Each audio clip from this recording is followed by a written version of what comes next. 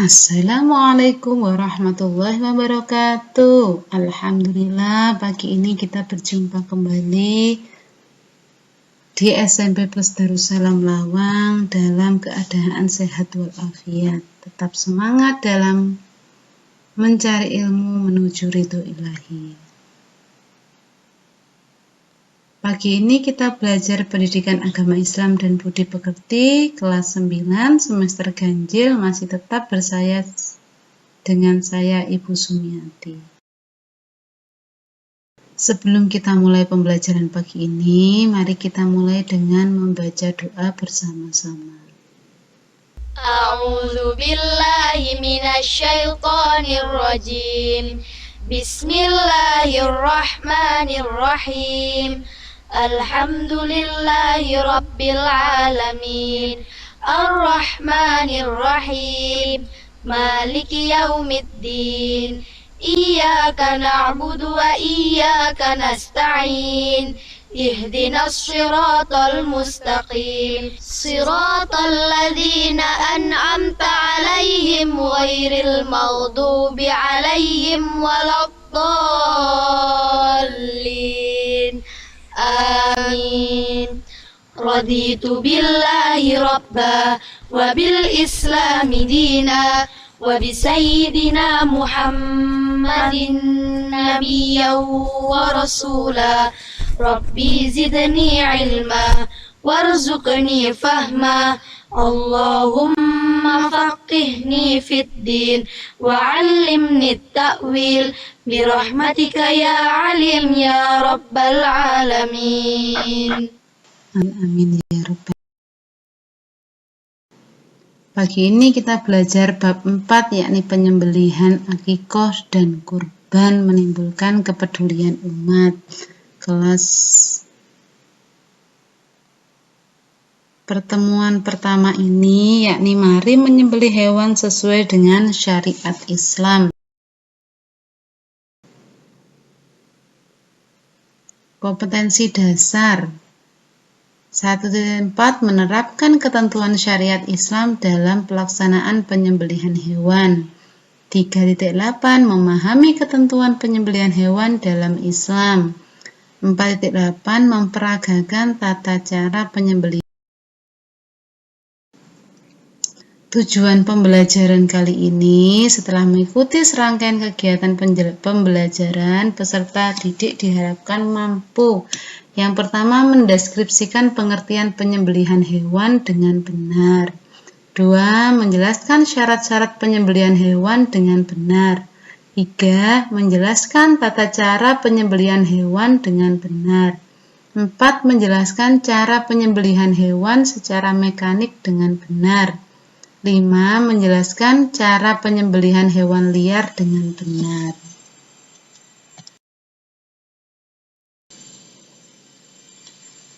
Mari kita renungkan, berapa banyak nikmat yang telah Allah berikan, karuniakan kepada kita. Pernahkah kita mencoba untuk menghitung nikmat Allah tersebut? Tentu kita semua tidak akan sanggup menghitungnya, karena jumlah nikmat Allah itu tak terhingga nilainya. Allah Subhanahu wa Ta'ala mengaruniakan rezeki kepada seluruh makhluk ciptaannya tanpa terkecuali. Bahkan mereka yang ingkar dan durhaka kepada Allah pun juga diberi kesempatan hidup yang sama dengan orang yang beriman. Lalu apa yang membedakan mereka? Orang-orang yang beriman akan mendapatkan karunia di dunia dan di akhirat, sedang orang-orang yang ingkar akan mendapat siksa di akhirat kelak. Sudah sepantasnya kita senantiasa bersyukur kepada Allah Subhanahu wa Ta'ala. Karena Dia telah memberikan bagai nikmat, maka diantaranya berupa sumber makanan bagi kita, baik yang berasal dari tumbuhan maupun hewan. Sebagai salah satu bentuk rasa syukur, marilah kita ikuti ketentuan Allah mengenai tata cara mengkonsumsi makanan dan minuman tersebut.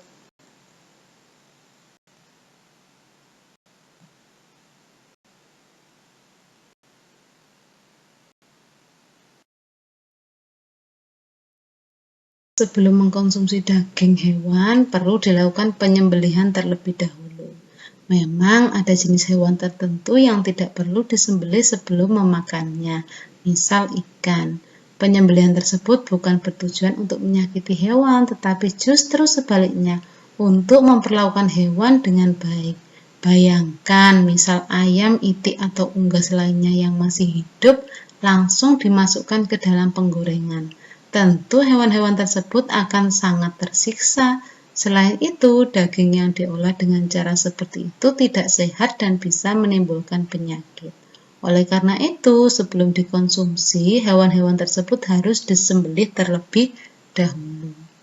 Penyembelihan hewan yang ada tujuan untuk dikonsumsi, namun ada yang tujuan utamanya untuk ibadah. Akikoh dan kurban merupakan dua jenis penyembelihan untuk tujuan ibadah. Akikoh dilaksanakan berkenaan dengan kelahiran seorang anak, sedang kurban dilakukan berkenaan dengan rangkaian ibadah pada hari raya Idul Adha.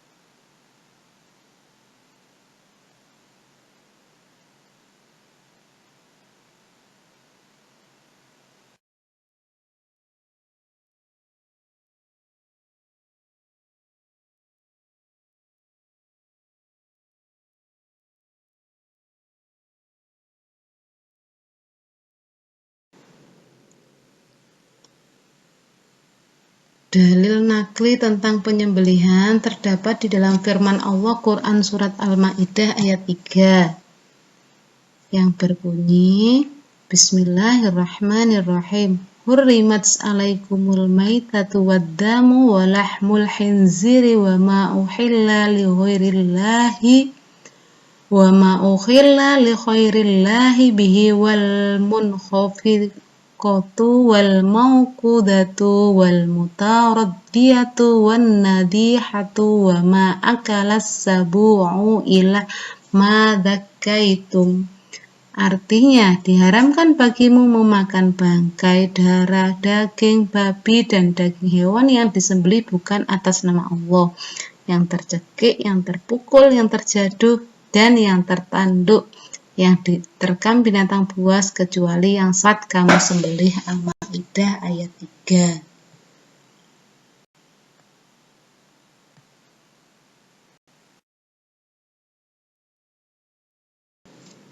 Ketentuan penyembelihan. Yang pertama, ada orang yang menyembelih. Ketentuan orang yang menyembelih antara lain, penyembelih beragama Islam. Hukum penyembelihan menjadi tidak sah jika dilakukan oleh orang kafir atau ingkar kepada Allah, orang yang musyrik, maupun orang yang murtad.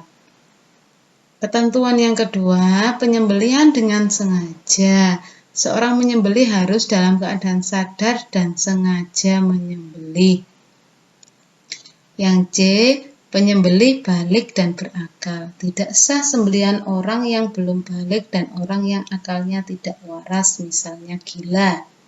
Yang D, penyembelih membaca basmalah. Selain membaca basmalah, penyembelih juga disunahkan membaca sholawat dan takbir 3 kali.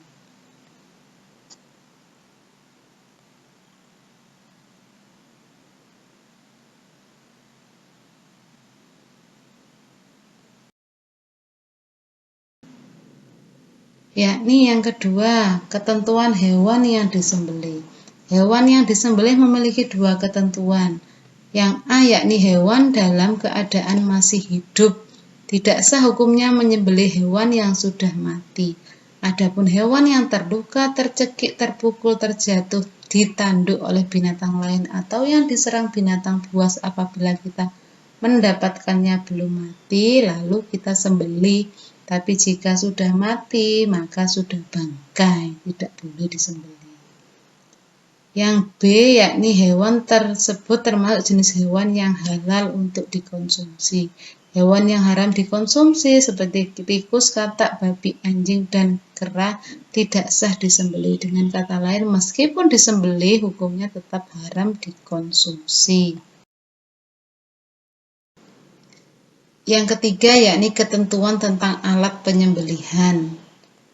Yang A, alat penyembelihan tajam dan dapat melukai. Ketajaman alat dimaksudkan agar proses penyembelihan berlangsung cepat sehingga hewan tersebut segera mati.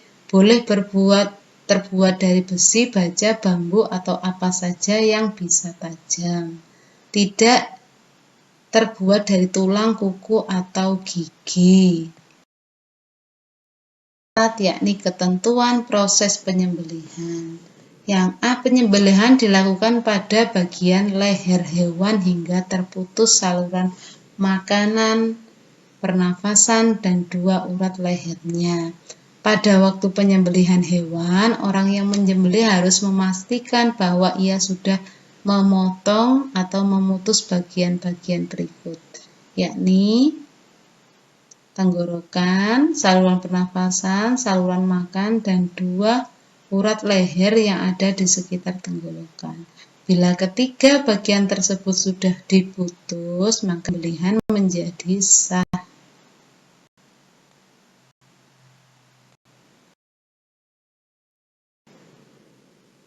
Tata cara penyembelihan terbagi menjadi 2, yakni secara tradisional dan mekanik. Secara tradisional adalah penyembelihan hewan yang menggunakan alat sederhana, misal pisau, parang, pedang, dan sebagainya. Tata cara penyembelihan tradisional adalah sebagai berikut. A. Menyiapkan lubang penampung darah. B. Hewan yang akan disembelih dihadapkan kiblat, lambung kiri berada di bawah. C. Kaki hewan dipegang kuat-kuat atau diikat kepalanya, ditekan ke bawah. D. Leher hewan diletakkan di atas lubang penampung darah yang sudah disiapkan. E. Berniat menyembelih. F. Membaca basmalah, sholawat Nabi, dan takbir 3 kali.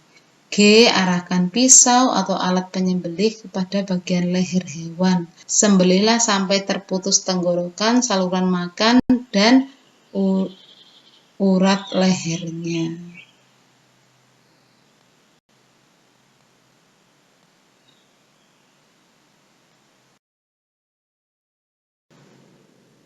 Yang kedua, yakni penyembelihan secara mekanik, yakni penyembelihan yang menggunakan mesin pemotong hewan. Penyembelihan mekanik dilakukan agar penyembelihan bisa lebih cepat. Penyembelihan seperti ini biasanya dilakukan di tempat khusus penyembelihan hewan atau RPH, rumah penyembelihan hewan. Adapun tata caranya adalah sebagai berikut. A. Memastikan mesin pemotong hewan dalam keadaan baik. B. Menyiapkan hewan-hewan yang akan disembelih di tempat pemotongan. C. Penyembelih atau operator mesin berniat untuk menyembelih. D. Membaca basmalah, sholawat Nabi, dan takbir 3 kali. Dan E. Lakukan penyembelihan dengan menghidupkan mesin pemotong. Ini jika dilakukan dengan cara mekanik. Manfaatnya adalah bisa memotong lebih banyak hewan daripada model tradisional.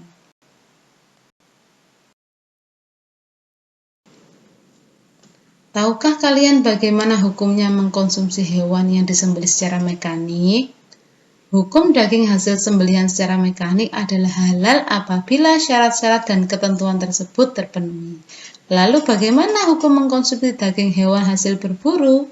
Hukumnya halal apabila ketika akan berburu membaca asma Allah.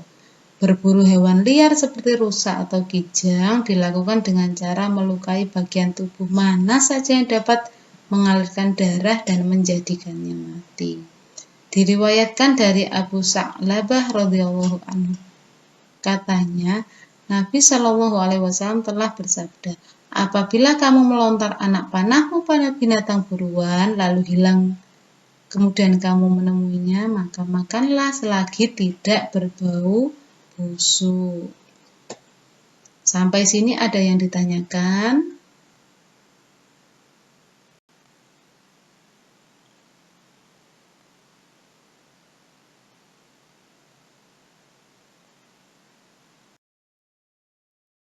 Jika tidak, maka selanjutnya adalah panduan tugas, yakni jawablah pertanyaan berikut pada buku tulis PAI menggunakan ballpoint.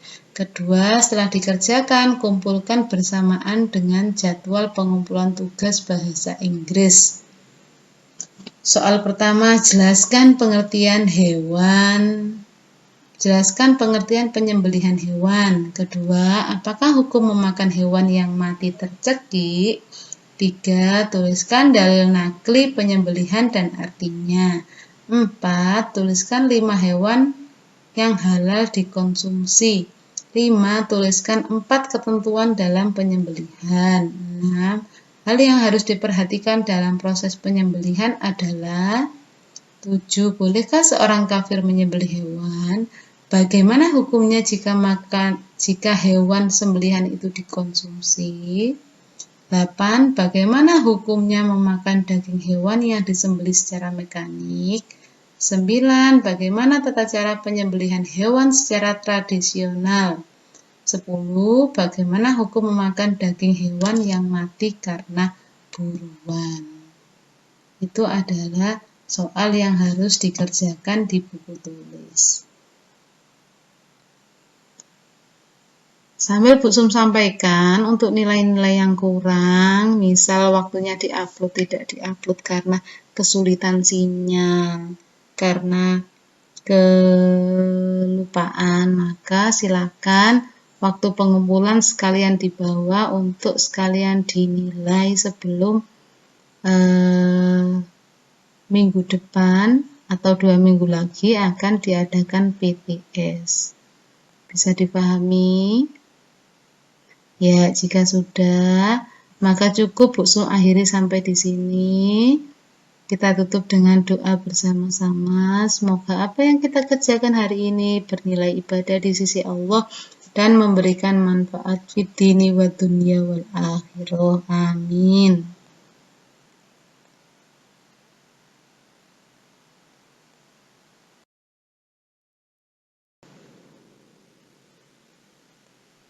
Subhanaka la ilma lana illa ma 'allamtana innaka antal alimul hakim. Allahumma anfa'na bima 'allamtana wa 'allimna ma yanfa'una wahdina li ahsanil akhlaq. فإنه لا يهدي لأحسنها إلا أنت. اللهم اغفر لمشايخنا ولمن علمنا وارحمهم وأكرمهم برضوانك العظيم في مقعد الصدق عندك يا أرحم الراحمين. Amin, amin, amin, ya Rabbal Alamin. Kami akhiri, wassalamualaikum warahmatullahi wabarakatuh.